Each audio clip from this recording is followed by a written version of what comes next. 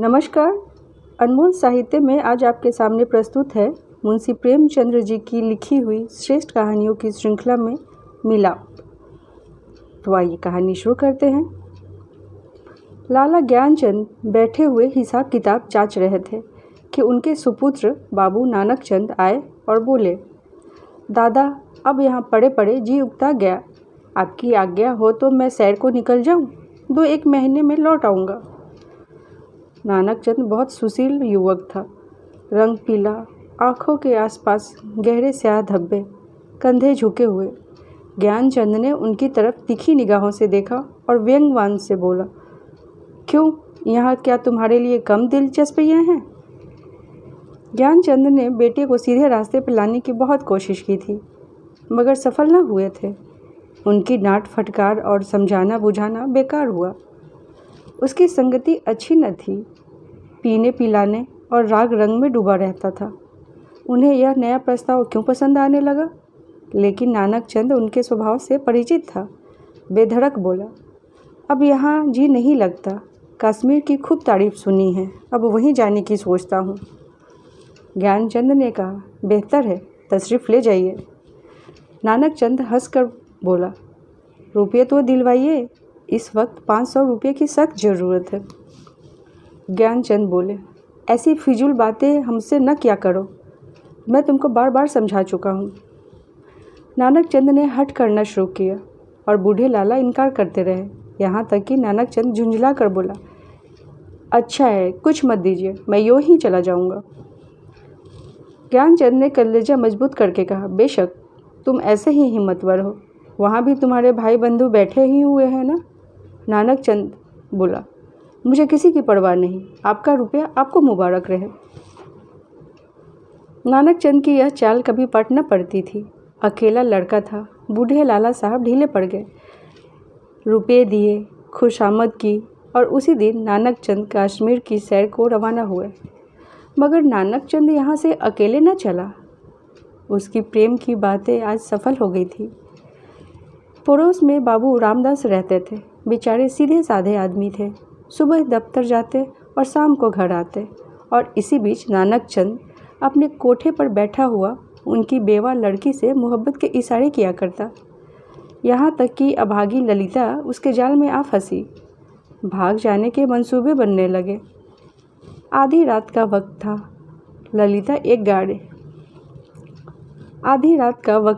ललिता एक साड़ी पहने अपनी चारपाई पर करवटें बदल रही थी। जेवरों को उतार कर उसने एक संदूकचे में रख दिया था। उसके दिल में इस वक्त तरह तरह के ख्याल दौड़ रहे थे और कलेजा जोर जोर से धड़क रहा था। मगर चाहे और कुछ न हो, नानक चंद की तरफ से उसे बेवफाई का जरा भी गुमान न था। जवानी के सबसे बड़ी नेमत मोहब्बत है, और इस नेमत को पाकर ललिता अपनी को खुशनसीब समझ रही थी। रामदास बेसुध पड़े सो रहे थे। इतने में कुंडी खटकी। ललिता चौंक कर उठ खड़ी हुई। उसने जेवरों का संदूकचा उठा लिया और एक बार इधर उधर हसरत भरी निगाहों से देखा, और दबे पाँव चौंक चौंक कर कदम उठाती दहलीज में आ गई और कुंडी खोल दी। नानक चंद ने उसे गले लगा लिया। बग्घी तैयार थी, दोनों उस पर जा बैठे। सुबह को बाबू रामदास उठे। ललिता न दिखाई दी। घबराए हुए सारा घर छान मारा, कुछ पता न चला। बाहर की कुंडी खुली देखी और बग्घी के निशान नजर आए। सर पीट कर बैठ गए, मगर अपने दिल का दर्द किससे कहते। हंसी और बदनामी का डर जबान पर मोहर हो गया। मशहूर किया गया कि वह अपने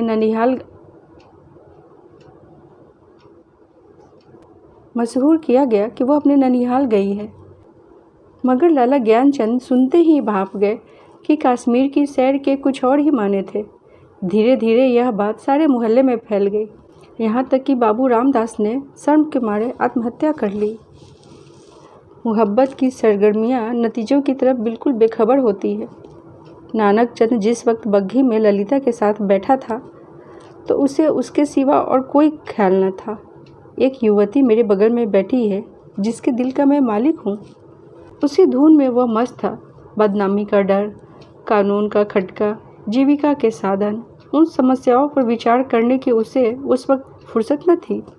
हाँ, उसने कश्मीर का इरादा छोड़ दिया, कलकत्ते जा पहुंचा। किफ़ायत साड़ी का सबक न पढ़ा था। जो कुछ जमा जत्था थी 2 महीने में खर्च हो गई। ललिता के गहनों पर नौबत आई, लेकिन नानक चंद में इतनी शराफत बाकी थी। दिल मजबूत करके बाप को खत लिखा, मोहब्बत को गालियाँ दी और विश्वास दिलाया कि अब आपके पैर चूमने के लिए जी बेकरार है, कुछ खर्चा भेज दीजिए। लाला साहब ने खत पढ़ा, तस्कीन हो गई कि चलो जिंदा है, खैरियत से है। धूमधाम से सत्यनारायण की कथा सुनी, रुपया रवाना कर दिया, लेकिन जवाब में लिखा, खैर जो कुछ तुम्हारी किस्मत में था वो हुआ। अभी इधर आने का इरादा मत करो, बहुत बदनाम हो रहे हो। तुम्हारी वजह से मुझे भी बिरादरी से नाता तोड़ना पड़ेगा। इस तूफान को उतर जाने दो, तुम्हें खर्च की तकलीफ़ न होगी, मगर इस औरत की बाह पकड़ी है तो उसका निबाह करना, उसे अपनी ब्याहता स्त्री समझो। नानक चंद के दिल पर से चिंता का बोझ उतर गया। बनारस से माहवार वजीफ़ा मिलने लगा। इधर ललिता की कोशिश ने भी कुछ दिल को खींचा। शराब और थिएटर का कुछ नशा कम हुआ, कुछ संयम आ चला था। इस तरह कलकत्ते में उसने 3 साल काटे। इसी बीच एक प्यारी लड़की के बाप बनने का सौभाग्य हुआ, जिसका नाम उसने कमला रखा। तीसरा साल गुजरा था कि नानक चंद के उस शांतिमय जीवन में हलचल पैदा हुई। लाला ज्ञानचंद का 50वां साल था, जो हिंदुस्तानी रईसों की प्राकृतिक आयु है। उनका स्वर्गवास हो गया। ज्यों ही यह खबर नानक चंद को मिली, वह ललिता के पास जाकर चीखें मार मार कर रोने लगा। जिंदगी के नए नए मसले अब उसके सामने आए। इन 3 साल की संभली हुई जिंदगी ने उसके दिल में सौदेपन और नशेबाजी का ख्याल को बहुत कुछ कम कर दिया।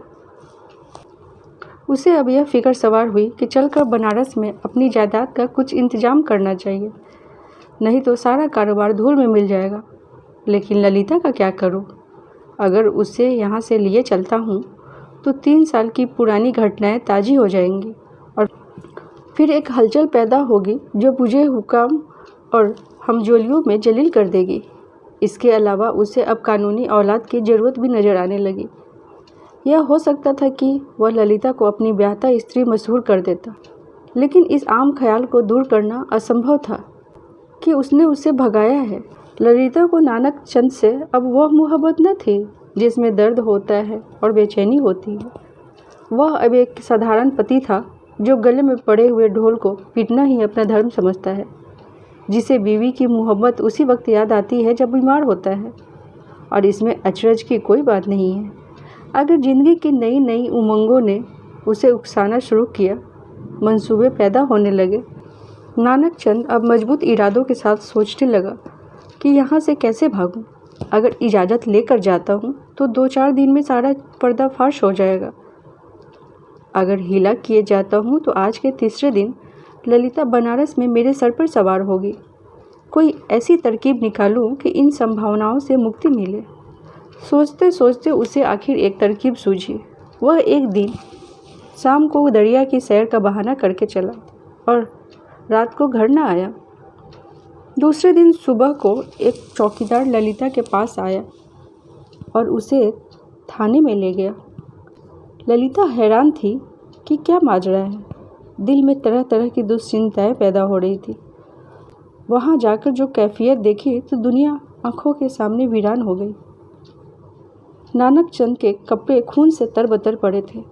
उसकी वही सुनहरी घड़ी, वही खूबसूरत छतरी, वही रेशमी साफा, सब वहाँ पड़े हुए थे। जेब में उसके नाम के छपे हुए कार्ड थे। कोई संदेह न था कि नानक चंद को किसी ने मार डाला। 2-3 हफ्ते तक पुलिस की तहकीकातें होती रही और आखिरकार खूनी का पता चल गया। पुलिस के अफसरों को बड़े बड़े इनाम मिले। खूनी ने प्रेम की प्रतिद्वंदिता के जोश में यह काम किया, मगर इधर तो एक गरीब बेगुनाह खूनी सूली पर चढ़ा हुआ था। दूसरी तरफ बनारस में नानक चंद की शादी रचाई जा रही थी। लाला नानक चंद की शादी एक रईस घराने में हुई और तब धीरे धीरे वही पुराने उठने बैठने वाले आने शुरू हुए। फिर वही मजलिसें जमी और फिर वही सागरों मीना का दौर चलने लगे। हाँ, अब इस पीने पिलाने में कुछ पर्दा रखा जाता है और ऊपर से थोड़ी सी गंभीरता बनाए रखी जाती है। साल भर इसी बहार में गुजरा। नई नवेली बहू घर में कुड़ कुड़ कर मर गई।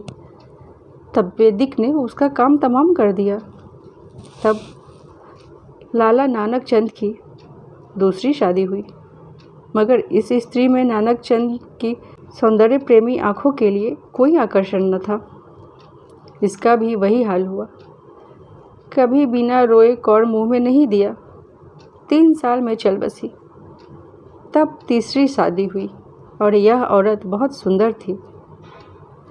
अच्छे आभूषणों से सुसज्जित उसने नानक चंद के दिल में जगह कर ली थी। एक बच्चा भी पैदा हुआ था।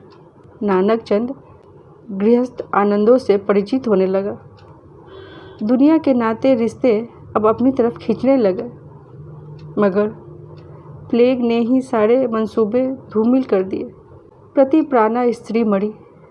3 बरस का प्यारा लड़का हाथ से गया और दिल पर ऐसा दाग छोड़ गया जिसका कोई मरहम न था। सारी अय्यासी का खात्मा हुआ। दिल पर रंजोगम छा गया। तबीयत संसार से विरक्त हो गई। जीवन की दुर्घटनाओं में अक्सर बड़े महत्व के नैतिक पहलू छुपे हुआ करते हैं। इन परिस्थितियों ने नानक चंद के दिल में मरे हुए इंसान को भी जगा दिया। जब वह निराशा के यातनापूर्ण अकेलेपन में पड़ा हुआ था तो इन घटनाओं को याद करता तो उसका दिल रोने लगता और ऐसा मालूम होता कि ईश्वर ने मुझे मेरे पापों की सज़ा दी है। धीरे धीरे यह ख्याल उसके दिल में मजबूत हो गया।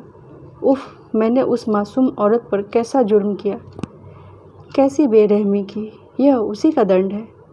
यह सोचते सोचते ललिता की मायूस तस्वीर उसके आंखों के सामने खड़ी हो जाती और प्यारी मुखड़े वाली कमला अपने मरे हुए सौतेले भाई के साथ उसकी तरफ प्यार से दौड़ती हुई दिखाई देती। इस लंबी अवधि में नानक चंद को ललिता की याद तो कई बार आई, मगर भोग विलास पीने पिलाने की उन कैफियतों ने कभी उस ख्याल को जमने नहीं दिया। एक धुंधला सा सपना दिखाई दिया और बिखर गया।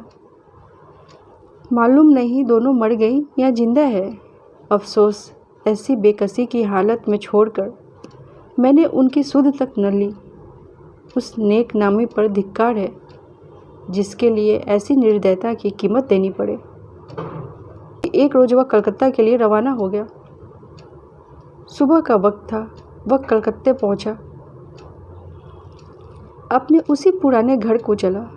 सारा शहर बदल गया था। बहुत तलाशने के बाद उसे अपना पुराना घर नजर आया। उसका दिल जोर से धड़कने लगा और भावनाओं में हलचल पैदा हो गई। उसने एक पड़ोसी से पूछा, इस मकान में कौन कौन रहता है?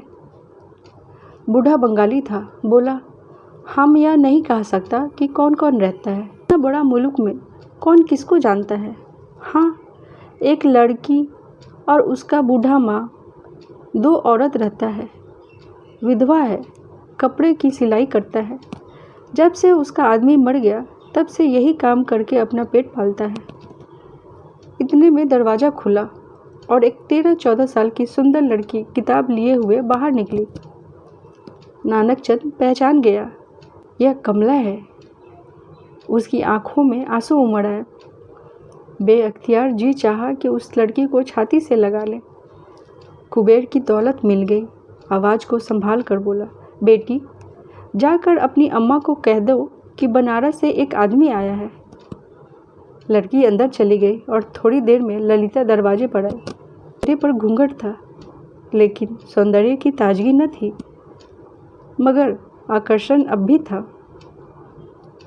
नानक चंद ने उसे देखा और एक ठंडी सांस ली। पतिव्रत और धैर्य और निराशा की सजीव मूर्ति सामने खड़ी थी। उसने बहुत जोर लगाया, मगर जब्त न हो सका। बरबस रोने लगा। ललिता ने घूंघट की आड़ से उसे देखा और आश्चर्य के सागर में डूब गई। वह चित्र जो हृदय पट पर अंकित था और जो जीवन के अकाल्पनिक आनंदों की याद दिलाता रहा, जो सपनों में सामने आकर कभी खुशी के गीत गाता और कभी रंज के तीर चुभोता, इस वक्त वह सजीव सचल सामने खड़ा था। ललिता पर ऐसी बेहोशी छा गई जैसी हालत आदमी के सपनों में होती है। वह व्यग्र होकर नानक चंद की तरफ बढ़ी और रोती हुई बोली, मुझे भी अपने साथ ले चलो, मुझे किसके भरोसे छोड़ दिया, मुझसे अब यहाँ नहीं रहा जाता। ललिता को इस बात की जरा भी चेतना न थी कि वह उस व्यक्ति के सामने खड़ी है जो एक जमाना हुआ मर चुका, वरना शायद वह चीख कर भागती। उस पर एक सपने की सी हालत छाई हुई थी, मगर जब नानक चंद ने उसे सीने से लगाकर कहा, ललिता अब तुमको अकेले न रहना पड़ेगा, तुम्हें इन आँखों की पुतली बनाकर रखूँगा, मैं इसलिए तुम्हारे पास आया हूँ। मैं अब तक नरक में था, अब तुम्हारे साथ स्वर्ग के सुख भोगूंगा। तो ललिता चौंकी और छिटक कर अलग हटती हुई बोली, आँखों को तो यकीन आ गया, मगर दिल को नहीं आता। ईश्वर करे यह सपना न हो। धन्यवाद। साथियों, कहानी पसंद आए तो वीडियो को लाइक और चैनल को सब्सक्राइब करना ना भूलें। तो मिलते हैं एक नई कहानी के साथ।